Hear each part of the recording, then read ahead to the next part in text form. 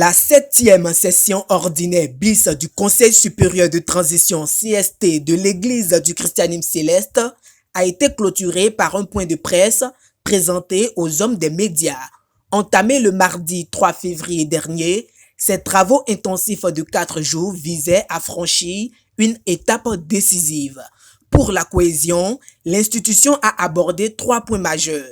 Il s'agit de la relecture des tests, le rejet des démissions et un focus a été mis sur la Côte d'Ivoire. S'agissant du premier point, le Conseil a procédé à une relecture complète de ces tests fondamentaux. Un chantier est jugé nécessaire pour adopter le cadre réglementaire aux enjeux actuels de transition. Le CST a procédé à l'examen approfondi et à la validation de principes des tests majeurs devant constituer le socle organisationnel et institutionnel de l'Église du christianisme céleste.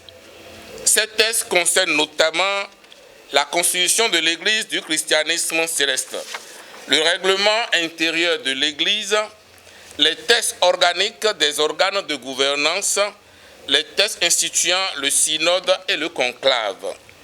Les membres du CST ont procédé à une relecture complète des projets, à l'harmonisation terminologique et structurelle, ainsi qu'à la vérification de leur conformité constitutionnelle et institutionnelle, aboutissant à l'adoption des versions finales. Concernant le rejet des démissions, Bertin Bada et son équipe ont envoyé un signal fort à la communauté mondiale.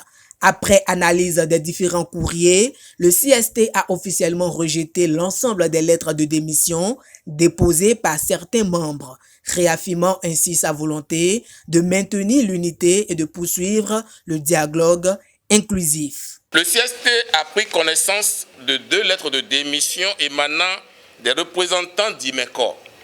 Après examen, le Conseil a estimé que cette décision ne tenait pas suffisamment compte des mécanismes institutionnels de validation des travaux par le Sacré Collège.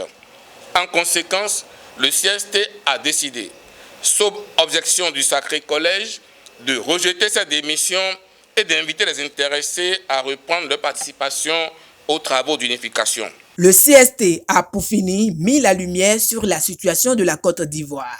La situation spécifique des fidèles et des structures en Côte d'Ivoire a fait l'objet d'un examen attentif. Soucieux de préserver la paix et la cohésion au sein de l'Église, le CST a décidé d'adresser une correspondance au révérend pasteur Emmanuel Mobina Friday Ochofa afin de solliciter la reconsidération du décret ayant engendré des tensions au niveau du diocèse de Côte d'Ivoire dans un esprit de pardon et de réconciliation fraternelle. Le CST a conclu ses travaux en appelant l'ensemble des fidèles à la retenue et au dialogue pour garantir la réussite du processus d'unification et a toutefois notifié de la validation des tests par le Sacré Collège.